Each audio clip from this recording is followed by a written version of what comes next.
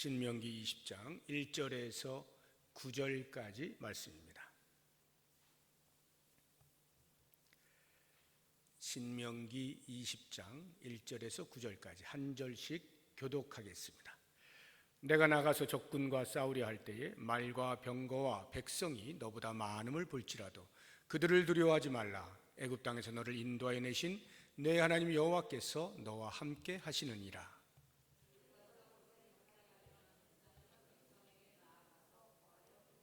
말하여 이르기를 이스라엘아 들으라.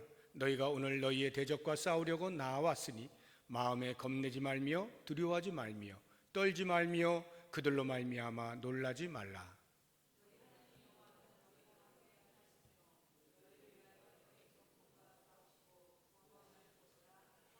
책임자들은 백성에게 말하여 이르기를 새 집을 건축하고 낙성식을 행하지 못한 자가 있느냐? 그는 집으로 돌아갈지니 전사하면 타인이 낙성식을 행할까 하노라.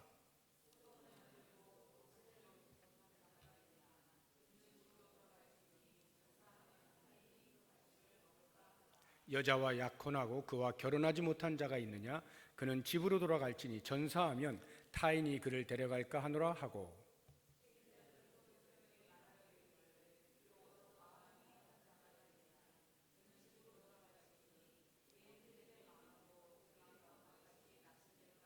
같이 읽습니다. 백성에게 이르기를 마친 후에 군대의 지휘관들을 세워 무리를 거느리게 할지니라. 아멘. 오늘 말씀은 전쟁에 임할 때 전열을 정비하면서 필요한 규정들을 기록을 해놓고 있습니다. 1절 말씀을 보게 되면 내가 나가서 적군과 싸우려 할 때에, 이렇게 되어 있죠. 적군과 싸울 때에 필요한 여러 가지 규정들을 말씀을 합니다. 우리가 보통 전쟁을 치를 때에 승전하려면, 이기려고 한다면 필수적인 요소들 몇 가지를 꼽을 수가 있죠. 대표적인 것이 병력일 것입니다. 군사의 수. 우리가 보통 인해전술이라고 할 때 많은 군사가 있으면 그만큼 전쟁에서 이길 가능성이 높아지는 것이죠. 그것 못지않게 또 하나 중요한 것이 이제 무기입니다. 무기의 성능. 좋은 성능의 무기를 가지면 이길 확률이 높죠. 그래서 온 세계가 너도 나도 핵무기를 어떻게든지 가져볼까 하는 것이고요. 여러 다른 면으로 부족한 나라들은 그것이라도 부둥켜 안고 그것으로 자기들 나라의 정체성을 삼고 다른 나라에 굴하지 아니하고 대등하게 살아보겠다. 이래서 이제 핵무기를 가지려고 애를 많이 쓰죠. 그 외에 이제 부수적인 것을 보자고 하면 탁월한 군사 전략가가 있다면 도움이 되겠죠. 뿐만 아니라 그 병사들의 그 사기가 충천하면 그런 것도 일면 작용을 할 것이라 생각이 듭니다. 제일 중요한 것은 아무래도 이 군사의 수와 이제 무기라고 할 수 있을 것 같은데, 우리나라 국방비가 어느 정도일까요? 북한하고 우리가 비교를 해보면 나라 전체 예산이 비교가 안 되기는 합니다만, 북한 같은 경우에 전체 예산이 한 1년 예산이 한 17조 조금 넘습니다. 그 가운데 국방비로 사용되는 것이 4조가 조금 못 미쳐요. 그러니까 4분의 1 조금 안 되는 정도, 거의 4분의 1에 해당되는 것이 국방비로 사용이 됩니다. 우리나라 같은 경우에는 전체 우리나라 1년 예산이 514조 이 정도 됩니다. 513조 정도 되는데 그 중에서 국방비가 50조가 조금 넘습니다. 그러니까 얼추 10분의 1 정도가 국방비로 사용되는 것입니다. 굉장히 많이 쓰여지고 있는 거예요. 그래서 그런지 모르지만 우리나라의 국방력이 세계 6위입니다. 그만큼 이제 그 돈을 많이 들이니까 좋은 무기를 장착을 하는 것이고, 또 우리나라는 이렇게 분단 국가이기 때문에 많은 군인들이 의무적으로 일정 기간 동안 복무를 해야 하죠. 그래서 60만 대군 뭐 이런 말을 쓰고 있는데, 이렇게 이제 많은 군사의 수를 이제 가지고 있고 말이죠. 그래서 이런 그 나라가 전쟁을 치를 때에 꼭 필요한 것들을 얼마나 많이 갖추느냐에 따라서 그 국방력을 이제 대변을 해준다 해도 과언이 아닌 것입니다. 그런데 이스라엘의 경우에는 조금 그 전쟁의 행태가 다릅니다. 하나님께서는 그런 것들을 잘 준비하라고 말씀을 하시지 않아요. 이스라엘 민족은 독특하게 여호와 하나님을 자기들의 왕으로 섬기는 이제 민족이죠. 그러니까 왕의 통치 아래서 이제 전쟁을 치러도 이제 치르게 되어지는데, 그 왕이신 하나님께서 그들에게 그러한 것들, 우리가 지금 생각하고 있는 승리하기 위한 여러 가지 요소들, 그런 것들을 많이 준비하라고 말씀을 하시지 않습니다. 그저 하나님께서는 내가 너희와 함께 하겠다, 이 말씀으로 끝이 나요. 내가 너희와 함께 하겠다. 하나님께서 전쟁을, 이제 이스라엘 백성이 전쟁을 치를 때 함께 하시겠다는 말의 의미는 그 전쟁이 당신의 전쟁이다, 이 말이에요. 그래서 오늘 말씀의 제목이 왕의 전쟁입니다. 4절을 한번 보십시오. 너희 하나님 여호와는 너희와 함께 행하시며, 함께 다니신다 이 말이에요. 전쟁을 함께 누비신다는 거예요. 전쟁터를 너희를 위하여 너희 적군과 싸우시고 구원하실 것이라. 너희를 위하여 너희 적군과 싸우신다. 하나님의 전쟁, 왕의 전쟁이라는 것을 알 수가 있습니다. 그래서 이 이스라엘의 전쟁은 독특하게 하나님께서 직접 참가하시는 그런 왕의 전쟁인데, 과연 진짜로 그러하냐 하는 것을 일면 그 증거로 우리가 볼 수 있는 것이 2절을 보시게 되면, 너희가 싸울 곳에 가까이 가면, 이제 전쟁이 임하여지면, 전투하는 그곳에 이제 전투가 이제 벌어지게 될 때쯤이면, 그 직전에 제사장은 백성에게 나아가서 고하라. 제사장은 백성에게 나아가서 고하라. 여기 고하라는 것이 이제 곧 지금 전쟁이 일어난다, 자 나가서 싸우자, 힘을 내자 하는 이런 걸 말하는 거예요. 그런데 그걸 누가 하냐? 제사장이 하는 겁니다. 보통은 누가 하죠? 그 전쟁을 이끄는 왕이나 아니면 장수가 하는 것이죠. 목숨을 걸자, 이 전쟁은 우리의 것이다 하면서 그렇게 이제 왕이나 장수가 하는 것인데, 이스라엘 민족은 제사장이 한단 말이죠. 이게 아주 독특한 거예요. 그러니까 왕이 해야 될, 또는 장수가 해야 될 역할을 왜 제사장이 하느냐? 그것이 곧 이 전쟁은 하나님의 전쟁이다 하는 것을 알려주고 있는 것입니다. 그래서 남유다의 제4대 왕이었던 여호사밧 왕이 있어요. 그 여호사밧 왕이 주변 국가들, 모압이나 암몬이나 마온, 이러한 나라들이 연합을 해서 남유다를 쳐들어옵니다.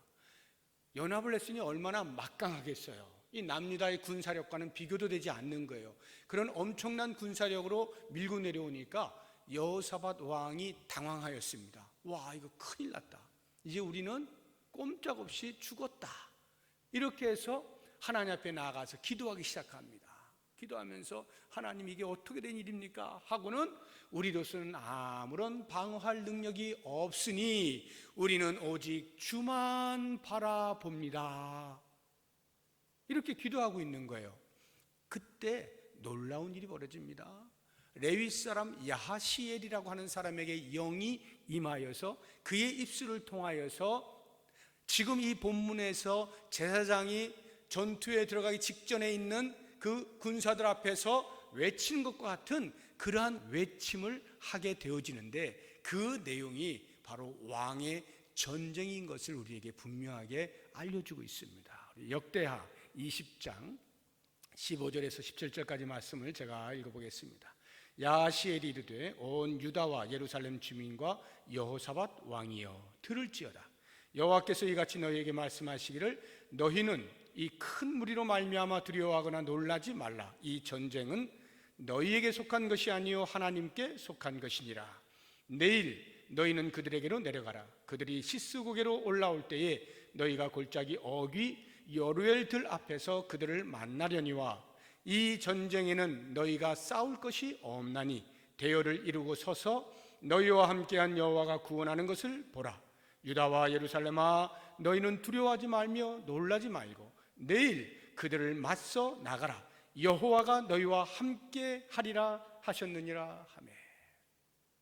말씀을 보면 이 전쟁이 왕의 전쟁이라는 것을, 여호와의 전쟁이라는 것을 분명하게 알려주고 있는 것입니다. 우리 성도들은요, 우리의 왕이신 여호와 하나님의 부름을 받은 자들이에요. 그래서 하나님이 치르시는 그 전쟁에 참여하는 자들입니다. 당연히 우리는 영적 전쟁을 말하는 것이죠. 사탄과의 그 영적인 전쟁에 하나님께서 우리를 부르셔서 하나님의 그 왕의 전쟁을 치르시는 것입니다. 자, 그렇다고 하면 이 여호와의 전쟁, 왕의 전쟁의 성격이 뭐냐 하는 것인데요, 우리가 보통 일반적으로 전쟁을 왜 합니까? 내 나라를 보호하기 위하여, 방어하기 위하여, 수동적으로 말하면 그렇게 말하지만 좀 적극적으로 말을 하면 영토를 확장하기 위하여 전쟁을 벌이는 거잖아요. 어떻게든지 내 땅이 더 넓다, 이것을 하기 위해서 계속 전쟁을 하는 것이고, 그렇게 전쟁을 하면서 부수적으로 얻는 경제적인 이익들이 있겠죠. 전리품이라든지 아니면 약탈을 통해서 그런 것을 얻는 것이고요. 또 전쟁이 일어남으로 해서 생기는 경제적인 가치가 또 발생을 하는 것이죠. 이러한 것들을 목적하여서 전쟁을 하는 것입니다. 누가 더 세냐, 누가 더 영토를 많이 갖느냐, 이런 목적으로 하는 것이죠. 그런데 여호와의 전쟁은 좀 달라요. 이스라엘의 왕이신 여호와께서 전쟁을 치르실 때는 그걸 목적으로 하지 아니하고 오직 하나입니다. 죄의 척결이에요. 죄를 제거하는 것을 목적하여서 전쟁을 벌이시는 거예요. 그러니까 지금 이 신명기 20장의 말씀이 가나안 땅에 들어가기 직전에 있는 이스라엘 백성들에게 주시는 말씀이잖아요. 너희들이 가나안 땅에 들어가서 거기에 있는 부족들과 전쟁을 일으키게 되면 이렇게 해라 하는 그 말씀 아니겠어요? 그러면 가나안 땅에 들어가서 전쟁을 하게 되는 목적이 뭐냔 말이죠. 그 가나안에 있는 그 원주민들을 왜 다 쫓아내냔 말이에요. 우리는 역사 속에서 그러한 민족들을 좋아하지 않잖아요. 힘으로 밀어붙여서 있는 사람들을 다 쫓아내고 자기들이 거기서 살고, 이런 거 좋아하지 않아요. 그런데 하나님께서 지금 그렇게 하시는 것처럼 보이잖아요. 거기에 가나안에 이미 살고 있는 족속들이 있는데 이스라엘 백성들로 하여금 거기 들어가 너희들 살아, 이렇게 하시는 것 같단 말이죠. 그런데 사실은 알고 보면 그 가나안 땅의 죄의 척결을 목적하여서 이스라엘 백성들이 그곳에 들어가게 된다는 것을 알게 됩니다. 원래 하나님께서 아브라함을 부르셔서 언약을 맺으시고 그에게 허락하신 약속의 땅이 가나안 땅이잖아요. 그런데 정작 아브라함이 그곳에서 살면서 얼마 지나지 않아서 그 다음 때들이 요셉의 때로부터 해가지고, 야곱 요셉의 때로부터 해가지고 가나안 땅에서 나가게 되죠. 그리고는 자기들도 모르는 사이에 애굽에서 살고 있는 거예요. 그러면 하나님께서 그들과 약속을 하신 가나안 땅이니까 다시 그들을 부른다거나 못 가게 하신다거나 하면 될 텐데 왜 놔뒀을까요? 장장 4대에 걸쳐서 오랜 세월 동안 그들은 애굽에서 노예 생활을 합니다. 그것을 하나님이 그냥 봐두시는 거예요. 그리고는 모세를 불러서 이제 가나안 땅에 들어가는데 그 모세의 다음 사람인 여호수아를 앞세워서 가나안 땅에 들어가서 모든 족속들을 다 점령하고 그곳에 정착하도록 하시는데, 그 이유가 뭐냐 이 말이에요. 왜 그렇게 오랜 세월 이후에 그렇게 하시느냐? 그 비밀이 창세기에 나옵니다. 창세기 15장 16절 말씀, 아브라함에게 하시는 말씀이에요. 내 자손은 4대 만에 이 땅으로 돌아오리니. 이미 하나님께서는 아시는 거예요. 야곱 이후에 요셉이 애굽의 총리가 되어지고 야곱의 모든 가족들이 다 애굽으로 이주하게 되는 것을 아시는 거예요. 그렇게 이렇게 말씀하시는 거죠. 이 땅으로 돌아오리니 이는 아모리 족속의 죄악이, 여기 아모리 족속이 가나안 족속을 대표적으로 표현하고 있는 거예요. 가나안의 대표적인 족속이 7족속이 있잖아요. 근데 아모리 족속의 죄악이 아직 가득 차지 아니함이니라 하시더니, 무슨 말이겠어요? 4대 동안이나 오랜 세월 동안 애굽의 노예 생활로 있게 하시는 것은 가나안 땅에 아직 죄가 가득하지 아니하였다. 다시 말하여서 여호수아가 제2세대 이스라엘 백성들을 이끌고 가나안 땅으로 들어가는 것은 이제 가나안 땅의 죄가 가득 찼다는 거예요. 그래서 이스라엘 백성들, 하나님의 백성들이 들어가서 죄를 물리치고 거룩을 지켜내도록 하시는 목적을 가지고 가나안 땅에 들어가게 하는 거예요. 왕의 전쟁은 이렇게 죄와 관련이 있는 거예요. 그런데 많은 사람들이 오해를 하잖아요. 구약 성경에 보면 얼마나 전쟁이 많이 일어나고 그 전쟁 때마다 여호와께서 앞장서시잖아요. 언약궤가 늘 앞서 나가고 말이죠. 그래서 오해하는 거예요. 야, 여호와 그 하나님은 전쟁을 좋아하시는 신이야. 그 여호와는 잔인한 분이야. 남겨두지 말래. 전부 다 멸절하래. 잔인한 분이야. 이렇게 오해를 해요. 뿐만 아니라 그 여호와는 이스라엘 민족의 신이야. 다시 말하면 지역신이다 이 말이에요. 지역신.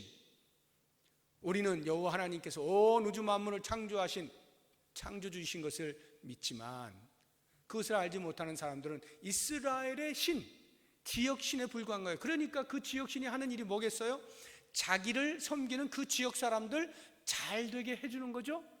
그래서 가나안 땅이라고 하는 것을 준비해 놓았다가 그 땅에 야 너희들 들어가서 살아. 거기 있는 것들 다 쫓아내. 다 죽여. 그리고 너희들 나를 잘 섬기고 있으니까 너희들 여기 살아라.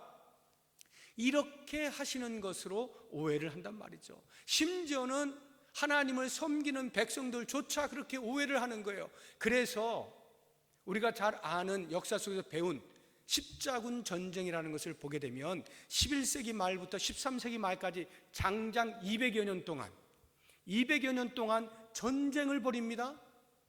유럽의 그리스도인들이 하나님의 이름으로 팔레스타인 땅을 되찾아야 된다, 예루살렘 성지를 되찾아야 된다 해서 8차에 걸쳐서 엄청난 대대적인 전쟁을 벌이는 거예요.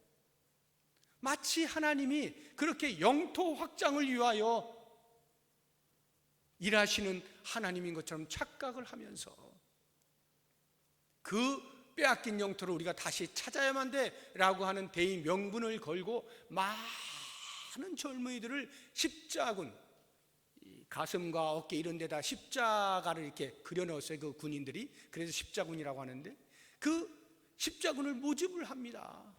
그런 명분을 가지고. 그러나 그 속으로는 다 사람마다 생각하는 게 다르죠. 어떤 사람은 종교적인 뜨거움을 가지고 그렇게 참여하는 사람이 있는가 하면 어떤 사람은 그래 이참에 아예 우리 영토를 확장하자 이렇게 하는 사람도 있고요. 그러니까 그 당시 팔레스타인과 예루살렘은 이미 이슬람에 의해서 정복을 당한 거였거든요. 그러니까 그리스도인들이 말도 안 된다, 이거 하나님께서 우리에게 주신 땅인데 하면서 이렇게 전쟁을 벌인 게 200년. 역사에서 없어야 할 일이 버젓이 200년 동안 일어나게 된 거예요. 여호와 하나님이 어떤 분이시냐, 하나님의 전쟁이라고 하는 것이 무엇을 의미하느냐를 오해하니까 이런 일이 벌어지게 된 거죠. 자, 그럼 오늘 말씀에서 이제 하나님의 전쟁, 왕의 전쟁에 참여하는 병사, 부름받은 그 병사의 자세가 어떠해야 될 것이냐 하는 것을 같이 생각을 해보겠는데 3절을 보시게 되면 말하여 이르기를 이스라엘아 들으라, 너희가 오늘 너희의 대적과 싸우려고 나왔으니 나온 자들은 마음에 겁내지 말며 두려워하지 말며 떨지 말며 그들로 말미암아 놀라지 말라. 두려워하지 말라는 말을 4가지 다른 표현으로 하고 있습니다. 마음에 겁내지 말아라, 두려워하지 말아라, 떨지 말아라, 놀라지 말아라. 다 비슷비슷한 말들이죠. 그냥 요약하면 두려워하지 말라는 거예요. 담대하라는 이런 말씀입니다. 그런데 어떨 때 두려운 감정을 느끼게 되나요? 나보다 상대가 더 힘이 세다라고 느껴질 때 두려워지는 거죠. 예를 들어 상대방이 칼을 들고 있는데 제가 총을 들고 있어요. 겁나나요? 뭐 겁날 거 없죠. 칼 휘두를 때 그냥 총 쏘면 끝나는 거니까. 그런데 내가 총을 들고 있는데 상대방이 대포를 가지고 있네? 그럼 어떻게 돼요? 큰일 난 거죠, 이거. 저 멀리서 그냥 쏴도 나는 그냥 죽어버리는 거예요. 그러니 얼마나 두렵겠어요. 적군과의 비교에 의해서 그 적군의 그 월등한 군사력을 볼 때 당연히 찾아오는 감정, 두려움인 것이죠. 상대적 열등감, 상대적 위축을 느낄 수밖에 없는 거예요. 그런데 하나님께서는 하나님의 전쟁에 참여하는 병사들에게 두려워하지 말라는 거예요. 왜요? 네 전쟁이 아니야, 내 전쟁이야, 이 말씀하신 거예요. 나의 전쟁이다. 나의 전쟁이니까 너 걱정할 거 없어. 하나님께서 나의 전쟁이라고 말씀하시는 의미가 뭘까요? 여기에는 어떠한 상대성도 작용할 수 없다는 의미예요. 상대성이라는 게 뭐예요? 너와 나 사이에 가지고 있는 것을 우열을 겨루어서 어떤 것이 더 우하고 어떤 것이 열하느냐 하는 이런 상대적인 이런 작용이 있지 않다는 말이에요. 사람과 사람이 전쟁을 벌일 때, 나라와 나라가 전쟁을 벌일 때에는 당연히 이게 필요한 거예요. 그래서 군사가 많은 나라가 또는 무기 좋은 것을 많이 가지고 있는 나라가 당연히 이기게 되어 있는 거예요. 이런 상대성이 작용한단 말이죠. 그런데 하나님의 전쟁은 도무지 어떠한 상대성도 적용될 수가 없어요. 거기서 일할 수가 없어요. 왜? 피조물인 인간과 창조주이신 하나님이 전쟁을 벌일 때 이게 게임이 됩니까? 애시당초 이미 우리는 결과를 아는 거죠. 1살짜리 어린 아이하고 어른이 싸운다고 생각해 보세요. 뭐 권투가 되겠어요? 뭐가 되겠어요? 말이 안 되는 그러한 전쟁, 절대적인 결과가 보장되어 있는 그런 전쟁. 하나님께서 이건 내 전쟁이야 라고 말씀하실 때는 바로 그와 같은 것이다 라고 이야기를 하시는 것입니다. 그래서 인간이 아무리 강해도 하나님의 지극히 약한 것보다, 하나님이 약하심이 없죠. 그런데 비교하느라고 그렇게 표현을 하는 거예요. 하나님의 지극히 약하심조차도 인간의 강함보다도 더 강하시다는 거예요. 우리 고린도전서 한번 보겠습니다. 1장 25절. 하나님의 어리석음이 사람보다 지혜롭고 하나님의 약하심이 사람보다 강하니라. 하나님이 약하신 게 없는데도 불구하고 굳이 약하다라고 해봐야 인간이 아무리 강한 사람 붙여놔봐도 하나님만 못하다는 거예요. 하나님의 그 약함보다도 못한 그런 존재라는 것입니다. 바로 이 사실을 증명해주는 사건이 출애굽 사건 아니겠어요? 다시 한번 1절을 보세요. 오늘 본문 1절. 내가 나가서 적군과 싸우려 할 때에 말과 병거와 백성이 너보다 많음을 볼지라도 그들을 두려워하지 말라. 애굽 땅에서 너를 인도해 내신 내 하나님 여호와께서 너와 함께 하시느니라. 너와 함께 하신다 하는 그 하나님이 어떤 하나님이냐? 애굽에서 너희들을 인도해 내었다 이 말이에요. 애굽에서 인도해 냈다는 말이 과연 그 이스라엘 백성들에게는 어떻게 들렸을까? 당시 이스라엘 백성들이 애굽의 노예로 살다가 나올 그 당시에 전 세계 패권 국가는 애굽이었습니다. 그러니까 그 애굽의 군사력은 그 어떤 나라와 비교할 수 없는 막강한 군사력을 가지고 있죠. 그런데 하나님께서 모세를 통해서 이스라엘 백성들을 애굽에서 나오게 하실 때 그 자고한 바로의 마음을 깨뜨리기 위해서 10가지나 재앙을 계속 내죠. 그 말의 의미는 꺾이지 않으니까 꺾일 때까지 계속 집요하게. 그래서 마침내 꺾여서 바로가 항복을 하고 내보내지 않습니까? 내보냈는데 생각해 보니까 억울하거든요. 안 내보낼 수 있었는데, 끝까지 붙잡을 수 있었는데 후회가 밀려오면서 지금이라도 가서 다시 잡아와야지 하고는 군사를 보냅니다. 어마어마한 군사를 보내요. 우리 출애굽기 14장 9절 말씀 보겠습니다. 애굽 사람들과 바로의 말들, 병거들과 그 마병과 그 군대가 그들의 뒤를 따라 바알스본 맞은편 비하히롯 곁 해변 그들이 장막친 데에 미치니라. 철병거들이 쫓아온 것입니다. 이스라엘 백성들이 그것을 알게 되었을 때 어땠을까요? 그 마음이 간담이 선을 했겠죠. 두려운 마음이 생길 수밖에 없어요. 10절 말씀 보겠습니다. 출애굽기 14장 10절. 바로가 가까이 올 때에 이스라엘 자손이 눈을 들어 본즉 애굽 사람들이 자기들 뒤에 이른지라. 이스라엘 자손이 심히 두려워하여 왜요?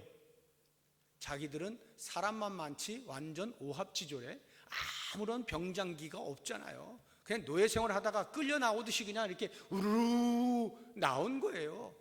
그런데 철병거가 지금 몰려오니 심히 두려울 수밖에 없죠. 그 다음 여호와께 부르짖었다 그러잖아요. 뭘 부르짖었을까요?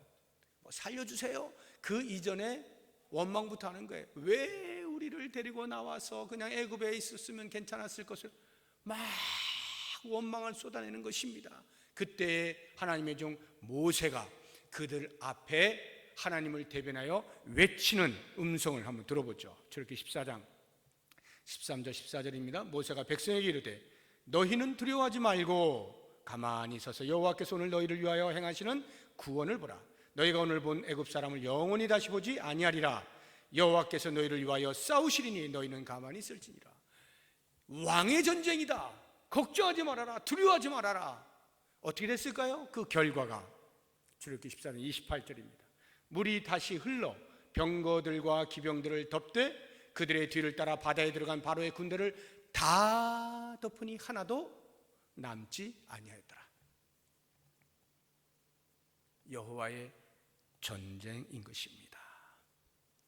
인간이 아무리 강해도 그 당시에 패권 국가였던 애굽의 그 군사력을 가지고 하나님의 백성들을 쫓아왔지만 하나님에 의해서 한순간에 수장되고 마는 거예요. 끝장을 보는 거예요. 하나님의 약함이 사람보다 강한 것이죠. 그러니까 우리가 전쟁을 치룰 때, 영적인 전쟁을 치룰 때 이것을 내 힘으로만 치르려고 하면 버거워요. 우리도 성령이 힘입어서 이렇게 막 강하게 하지만 그래도 버겁죠. 사탄이 보통이 아니잖아요. 그 사탄에 대항해서 싸우려고 하면 내 힘만 가지고 하려면 지칠 수밖에 없고요. 약해서 때로는 낙심을 하기도 하고요. 넘어지기도 하고요. 힘들어요. 그래서 우리는 오직 이 전쟁이 여호와의 전쟁임을 알고 여호와를 의지하는 거예요. 그래서 사도 바울이 이야기하잖아요. 하나님의 전신 갑주를 입어라. 예수 그리스도 안에서 싸워라. 이렇게 말씀하지 않습니까? 우리 에베소서 6장 10절 이하를 봅니다. 끝으로 너희가 주 안에서와 그 힘의 능력으로 강건하여지고 마귀의 관계를 능히 대적하기 위하여 하나님의 전신 갑주를 입으라.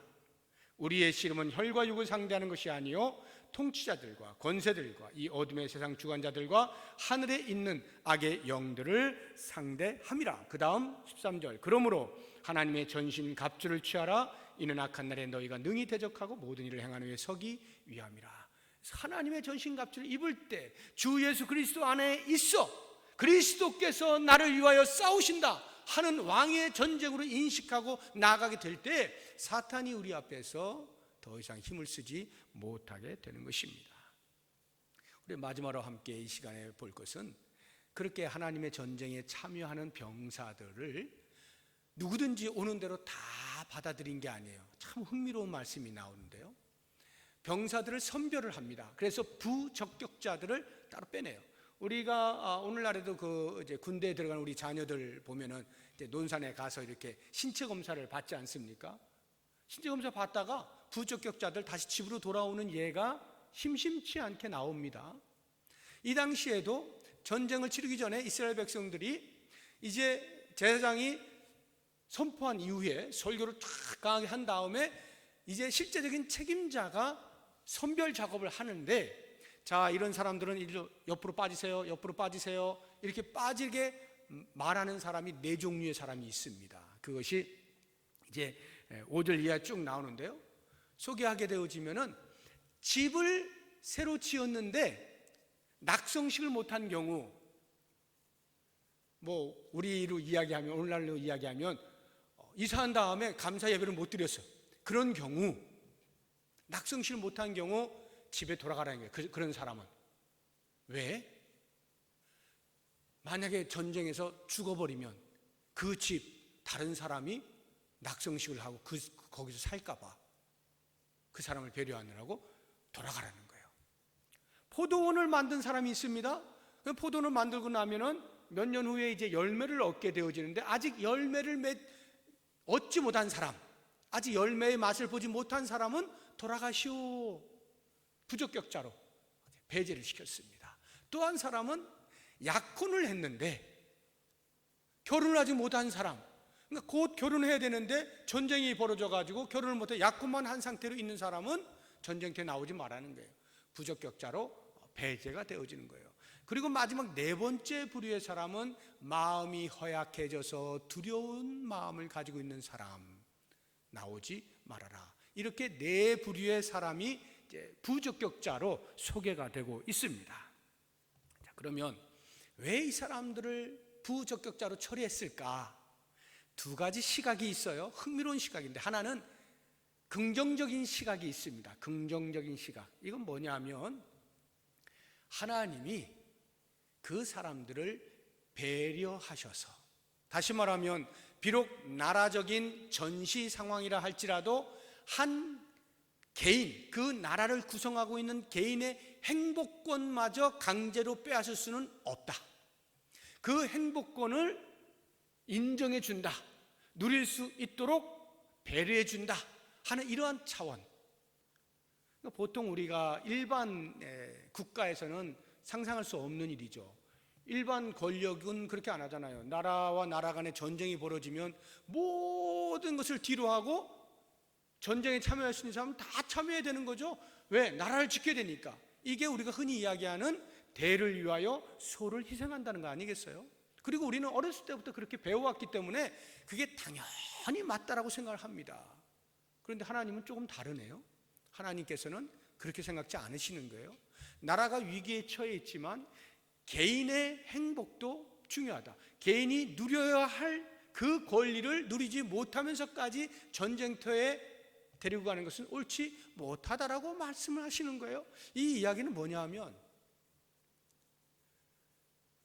얼핏 볼 때는 나라가 중요하지 그 한 사람이 중요하냐, 그거 좀 못 누린다고 해서 그게 뭐가 그렇게 큰일이라고, 나라가 지금 비상 상황인데 나라가 없으면 아무것도 못하는 건데, 이렇게 말한다 할지라도 그 나라를 구성하고 있는 한 사람에 대한 소중한 배려, 인정, 이것이 오히려 멀리 내다보면, 그 소를 소중히 여기는 것이 오히려 멀리 내다보면 대를 지켜낼 수 있는 아주 강력한 힘이 된다.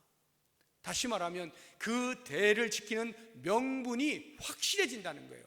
야, 나라가 이렇게 어려운데도 나의 사정을 이렇게 봐주다니 하고는 스스로 자발적으로 그 대를 향하여서 마음을 드린단 말이에요. 충성을 다한단 말이죠.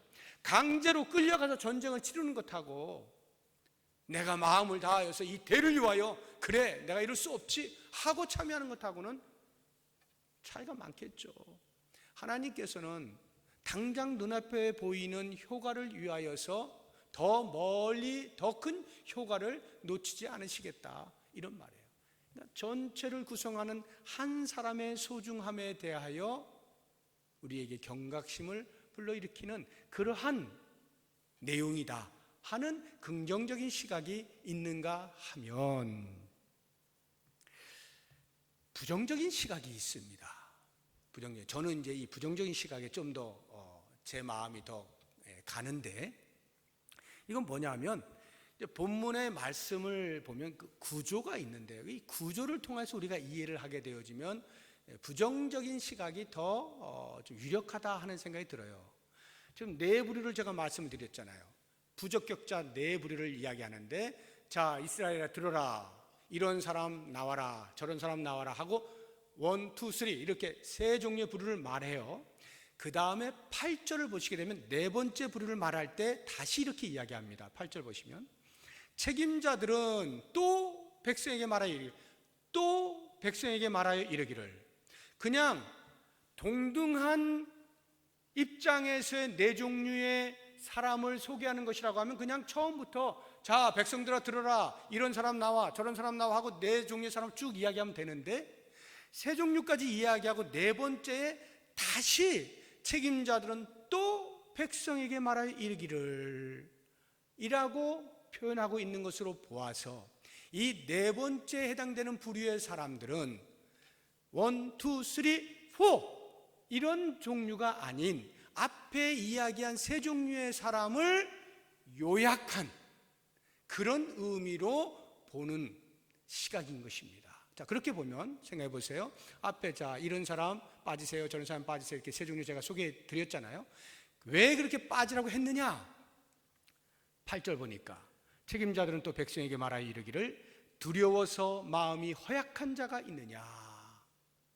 그런 것들이 있는 사람들은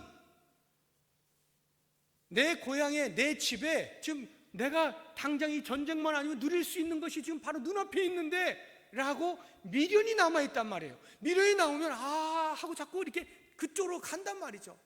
그러면 전쟁에 몰입을 할 수가 없어요. 마음이 약해져요. 제발 어떻게 해서든지 내가 좀 빠지고 난 저거 포도원 저거 어떻게 해야 되는데, 이런 생각이 든단 말이죠. 그럼 두려운 마음이 생길 수밖에 없어요. 나 어떻게 살아나야 되는데, 살아서 결혼을 해야 되는데, 이런 마음들이 든단 말이에요. 그러니까 하나님께서는 그렇게 이미 뒤에 미련이 남아있는 사람들은 전쟁에 참여하지 못하게 하는 거예요. 왜 못하게 한다고 제가 표현을 하느냐? 그 뒤를 보세요. 8절 뒤에 그는 집으로 돌아갈지니 왜냐하면 그의 형제들의 마음도 그의 마음과 같이 낙심될까 하노라 하고, 그렇게 뒤에 미련을 가진 사람은 전쟁을 치르면서도 이거 전쟁 언제 끝나지? 사람들과 함께 지금 군사들과 함께 전쟁 치르면서 그런 생각이 나고 그런 말이나 한단 말이죠. 나 빨리 가가지고 결혼해야 되는데, 빨리 가서 내 집 낙성시켜야 되는데. 그러면 같이 열심히 싸우고 있는 사람도 마음이 약해지는 거예요. 그래, 이게 지금 우리가 뭐 하는 거냐, 이러다가 그냥 우리 젊은 청춘 다 죽겠다 야. 마음이 점점 다 약해지면서 낙심되어지고 공동체 전체가 사기가 뚝 떨어지는 거죠. 하나님께서는 그것을 원치 않으신다 이 말이에요. 그래서 우리가 신약에 보게 되면 바울의 가르침, 디모데를 향해서 이 영적인 전쟁을 치르는 사람의 그 자세에 대해서 이렇게 교훈을 하고 있는 거예요. 디모데후서 2장 4절 병사로 복무하는 자는 자기 생활에 얽매이는 자가 하나도 없나니 이는 병사로 모집한 자를 기쁘게 하려 함이라. 이렇게 되된다는 거예요. 병사로 모집이 되었어요. 그런데 여전히 자기 생활에 대해서 미련을 가지고 이러고 있으면 안 된다는 거죠. 거기에 얽매이면 안 된다는 거예요. 모집한 사람의 목적, 그 사람의 뜻을 이루어내기 위해서, 그 사람의 마음을 흡족해 하기 위하여 전심전력을 해야 된다는 거죠. 그래야만 그 전쟁이 최고의 효과를 낼 수가 있다 이 말이죠. 예수님께서도 동일한 가르침을 주시죠. 하나님 나라의 백성이 어떻게 살아야 되느냐 하는 것을 누가복음 9장에서 이렇게 이야기를 하고 있습니다. 62절 말씀인데요. 예수께서 이르시되 손에 쟁기를 잡고 뒤를 돌아보는 자는 하나님의 나라에 합당하지 아니하니라. 쟁기를 잡았으면 앞을 향해서 보고 목표를 딱 보고 쭉 가야만 골이 삐뚤삐뚤해지지 않고 바로 갈 수 있는데, 자꾸 뒤를 돌아서 이렇게 가면 삐뚤삐뚤 이렇게 된다 이 말이죠. 하나님 나라 백성이 천국을 향하여 가는 신앙의 여정 속에서 자꾸 뒤를 돌아보면, 세상에 미련을 두고 있으면 똑바로 행할 수가 없다는 거예요. 영적인 전쟁을 치르는 사람들이 뭔가 그 전쟁에 몰입하지 못하는 방해되어지는 것들을 마음에 두고 있으면 전쟁에서 승리할 수 없다는 거죠. 하나님께서 하시는 전쟁에 우리를 부르셨을 때, 우리가 하나님의 이름으로 나아가 그 영적인 전쟁을 치를 때 우리는 그 하나님의 이름에 걸맞은 결과를 내야 되는 거죠. 상대성이 작용되지 못하는 절대적인 결과, 반드시 이길 수밖에 없는 전쟁, 그 전쟁을 우리가 치러내야 되는 거예요. 그렇게 볼 때 오늘날 우리의 삶 가운데 사탄이 우리를 넘어뜨리려고 하는 수없이 많은 관계들이 있어요. 여러 가지 방편을 통해서 어떻게든지 신앙의 삶을 제대로 살지 못하게 하려고 하는 수없이 많은 유혹과 위협들이 있을 때 그 앞에 과연 나는 어떻게 할 것이냐, 오늘 말씀 우리에게 도전을 주는 것이에요. 지금 내가 치르는 이 영적인 전쟁은 나의 전쟁이 아니라 하나님의 전쟁에 내가 부름받은 것이다. 그렇게 하나님의 전쟁에 부름받은 자로서 나는 어떠한 두려움도 갖지 아니하고 하나님이 반드시 승리하시는 그 승리에 동참하기 위하여 세상의 미련들을 내려놓고 천국을 바라보면서 그 승리를 경험하는 삶을 사는 것, 이것이 오늘 우리 앞에 펼쳐져 있는 영적인 전쟁을 치르는 군사된 자의 삶의 태도라고 하는 것을 꼭 기억하시면서 이제 오늘 이 말씀을 가지고 다시 삶의 현장으로 나가서 사실 때에 이렇게 보장되어진 승리를 마음껏 경험하시면서 그 왕이신 하나님을 높여드릴 수 있는 우리 모두가 될 수 있기를 바랍니다. 기도하겠습니다.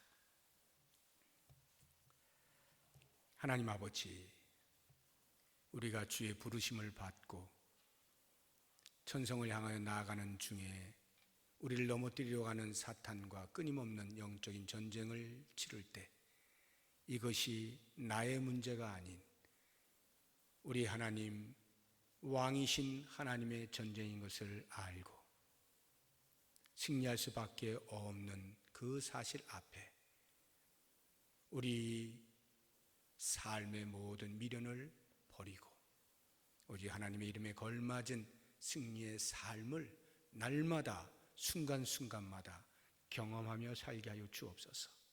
그것이 우리 하나님을 영화롭게 하는 것이고 하나님을 기쁘시게 하는 삶이라는 것 잊지 않게 하셔서 수없이 많은 유혹과 위협의 세상 속에서 견고한 믿음으로 하나님의 전쟁을 잘 치러낼 수 있는 우리 모두가 되게 하여 주옵소서.